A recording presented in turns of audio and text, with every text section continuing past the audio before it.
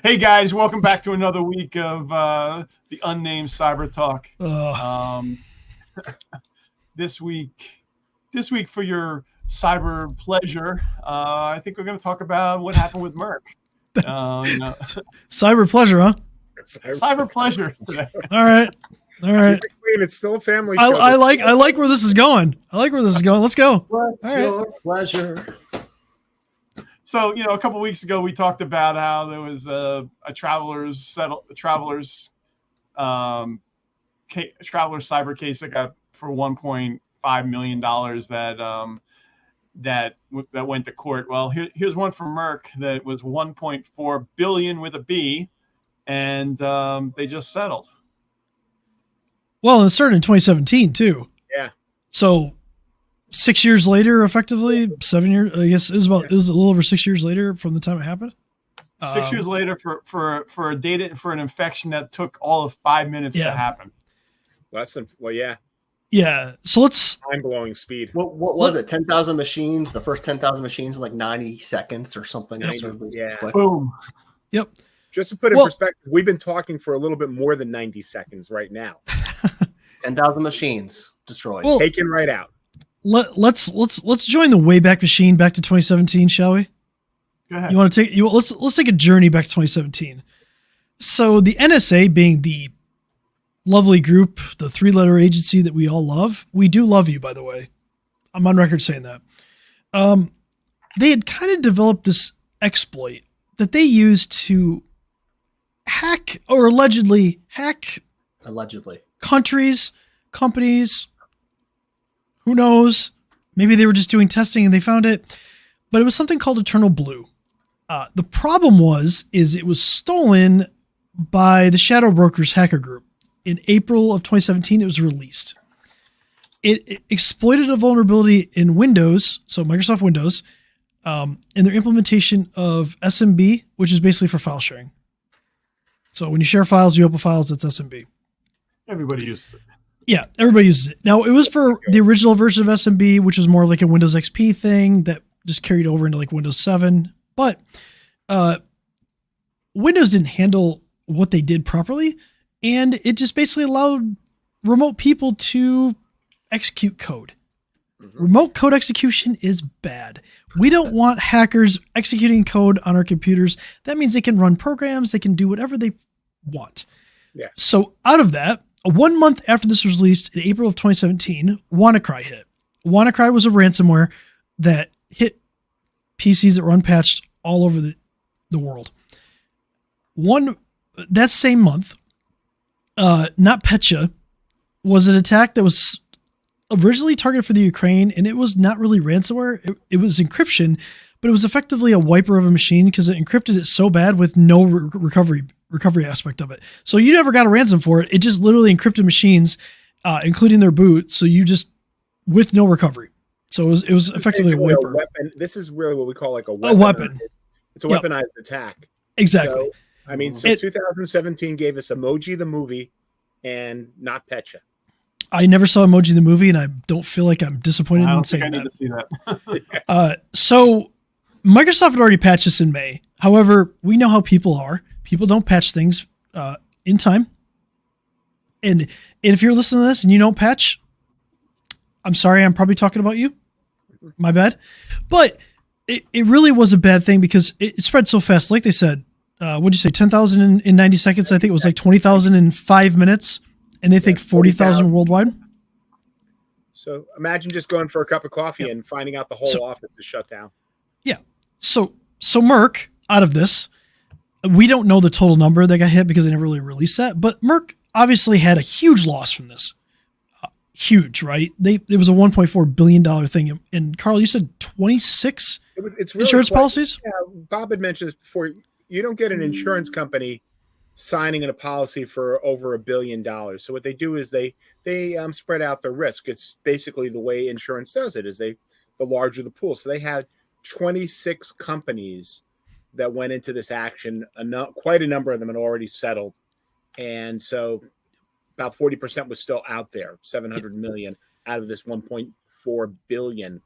I feel like what was it? Austin Powers with the little but we're the billion there. But Yeah. So basically, they sued 18, I think, of the 26 settled, but they lost a 2020.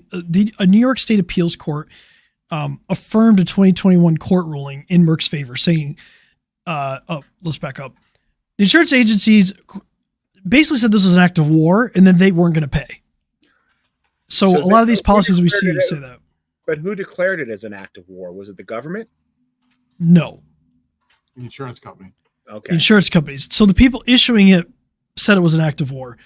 So they just think about that for a second. Let that simmer. They get to declare national policies now. Yes. So that's why they didn't cover it. In 2021, they lost in a New Jersey State appeals court that Merck was entitled to the money. So ACE, American Insurance Corporation, decided to appeal that to the New Jersey Supreme Court. Mm-hmm. The thing that we find out about this is when these companies are dictating policies like that and saying things like war exclusions, active war exclusions, legal precedence isn't on their side if they lose. Yeah. So they settled before the New Jersey Supreme Court heard this case.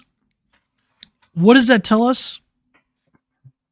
Carl, Bob, Matt, what do you think that says about how that case was going to go? Probably not. They were going to lose, and they were going to set a whole bunch of precedents and make that claim go, that exclusion go away forever. Yeah, I guarantee you that a number of insurance companies probably talked to American and said, "You better drop this because we want to keep this precedent going." Yeah, I'm sure when they gather for their insurance talks. Well, Chris, you're CISSP, and you talked earlier about managing risk and shifting the risk to them, right? All right, hot stuff. We all know you're hot stuff, and I'm working on it. I'm still learning to be. But basically, isn't this don't do that. saying that hey, we're insurance, but we're not total protection? And would you think that's them saying, we're just not going to do this in the future? You can't shift the risk to us. You have to take care of some of it yourself. What do you think there? And you're more expert than the rest of us opinion right now. Okay, first of all, I don't ever put me on a pedestal. So you can do a few things with the risk, right? You can accept it, you can mitigate it, you can't ignore it because you're really accepting it, or you can transfer it. Let's just leave it at that, right? Our whole idea of insurance is to transfer risk to the insurance companies. A risk that we can't mitigate or that we don't want to accept, we try to transfer. The problem with that is to all of our point is if you transfer it to an insurance company and they just decide to put an exclusion in there that says, hey, we can dictate whenever something is an act of war and we're just not going to cover it. How much risk did you actually transfer? None of it. Yeah.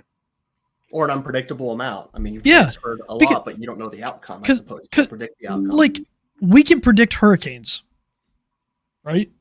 For the most part. Happen at some point. Yeah, and you can see them coming. It's hard to predict earthquakes, but if you live near a fault line, you can predict that there's going to be earthquakes, right? So they will charge you accordingly for your insurance. Nobody can predict cyber attacks. They can't predict vulnerabilities. They can't predict whether a nation state, in our case, Russia or China or Iran or North Korea, is going to launch some global attack. So what they're trying to do is they're trying to get a get out of jail free card. Where they're probably trying to say, we don't want to accept these losses, but we're not going to define them in our policy. We're just going to say, hey, if it happens, we can name this act of war.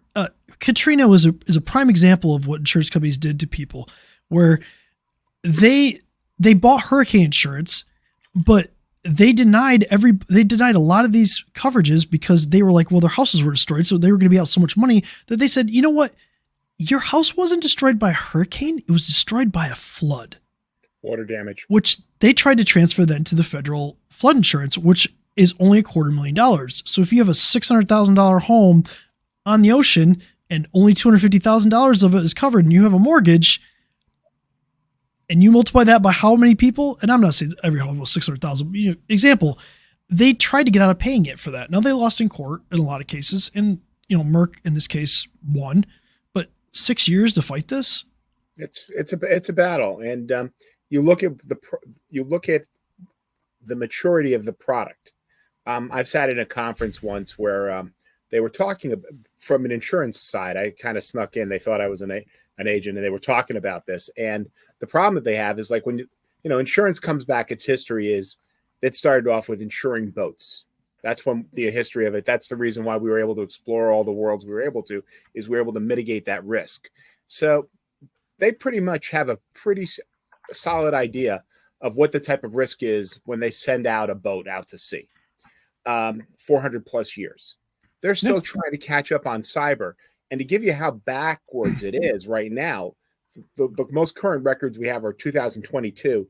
They collected in the US $7.2 billion in premiums. That's all the money they took in on the policies. They paid out $25 billion in payments. So they are very backwards and very upside down as far as the product is concerned. So there is a lot of challenges. I'm not saying don't get it. You need it, but you also need to be aware of what's going on in the whole system. Well, that's also why compliance to insurance is becoming more difficult, right? Yeah. The insurance applications are longer. They want you to do more things because they're trying to reduce their risk, which at the end actually makes you safer anyway. It does. So I'll back insurance companies on that part. Understand what they're talking about. You still got a lot of people who aren't educated about what they're talking about, and they'll write rules that crisscross each other. Yeah, and to Carl's point, a lot of the stuff that we've talked about is very predictable. Weather can be somewhat predictable. Car accidents, with all the statistics that exist on them, can be pretty predictable. But like cyber attacks aren't. Well, it's the same thing. Unfortunately, I'm going to bring it back to one of the bigger catastrophes that happened in my neck of the woods, New York City, World Trade Center. Mm-hmm. Nobody predicted a catastrophic loss of a building, of two buildings like that. Unimaginable. And the people. Let's not forget the people and everything else. But I'm just talking even on the physical side. Yeah. Everybody thought that was probably a very low, ridiculously low, almost zero risk to itself and to the adjacent buildings. So they were caught, and it took quite a few years for them to clear that out. And when you look at 40,000 machines, and we're not realizing how many people are affected by that 40,000 people being shut down at that moment. What did that do? Mm-hmm. All that work stopping. To expand on your point, 2020, the pandemic. Look how many events could have bought pandemic insurance for like nothing, and they didn't because they're like, "What are the chances of a global pandemic?" And now, if you go to set up an event, a pandemic insurance policy is multiples more expensive than it used to be. Sure. Wow. Because of something that happened. Yeah, and it's now typically explicitly excluded in most general business policies. You guys know I own a couple of gyms also, and gyms through the pandemic were obviously interesting, but it's gotten more interesting since then when it comes to insurance and renewal, what's covered and what's not. It actually parallels what's happening in cybersecurity a lot. It's now that they have more information of what can happen, they realize it's not easy money for them anymore. Exactly. And they escaped it out of the pandemic though, because like nobody bought pandemic insurance, so they never had to pay it out. But before the pandemic, it would have cost us less than $100 a year. Oh, yeah. Of course, we said that's never happened. I think concerts were just a couple $100. Yeah. I think concert venues were only a few $100s for pandemic insurance. Yeah. Could you imagine what it would be now? Cybersecurity breaches started getting popular. That was the case then. 10 years ago? What did this really cost? So I think what we want to understand is insurance is a strategy that you probably should use in your business for risk transfer. But know what you're getting into. Know what you're signing up for. Understand that there might be a time when they decide that it's an act of war and now litigation is the only solution. And we're not sure what that looks like because Merck won here. But Merck is a multi-billion-dollar pharmaceutical company that can fight it for 6 years. With deep pockets. Yep. Yeah. We're not. Well, and this is just... Most of our customers are not. Yeah. Right. I mean, on small ones, this happens. It just doesn't make the news as often. And that's why it's very, very important to work with your IT team, your security team to say, what risk are we mitigating? What aren't we? And frankly, just look at it holistically. It's not just insurance. It's not just IT security. They've got to work together. Yeah. Do as much as you can in your business for information security without relying on insurance, but still have it as a tool in your toolbox. Because you don't want to use it, but you know what? Sometimes you got to pull out that tool that you haven't used in 6 years because you have one specific use for it. And I'm talking because I'm not handy at all. I should probably not use this. This analogy is probably terrible for me because I can't fix anything. Like computers, yeah, sure, whatever, but like anything else, I'm bad at. So I'll leave that to Matt. I always like to use it in car insurance. I have collision on my car, but I don't want to use it. I don't want to be in a position where I need to use it. I have and I have coverage and stuff like that. But at the same time, that doesn't mean that we don't take care of the brakes.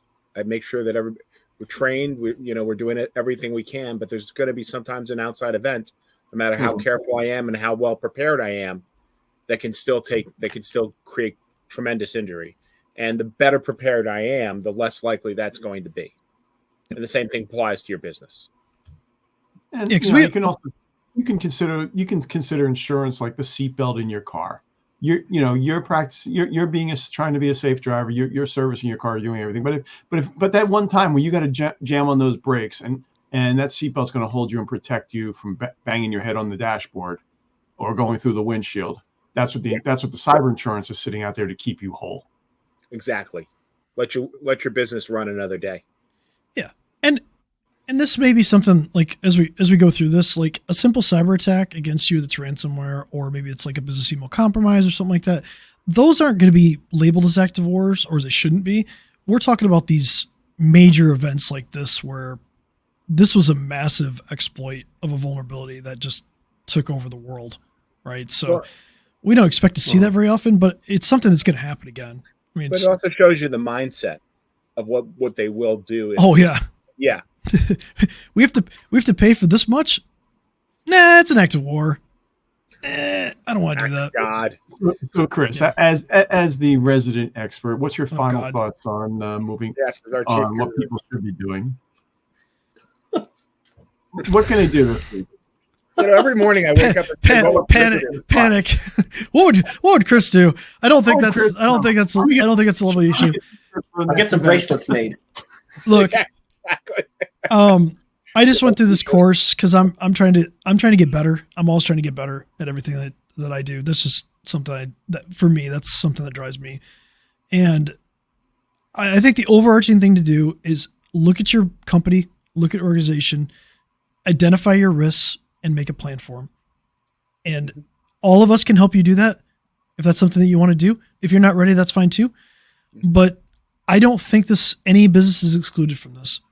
It doesn't matter if you're a $200,000 company or a $200 million company or a $200 billion company.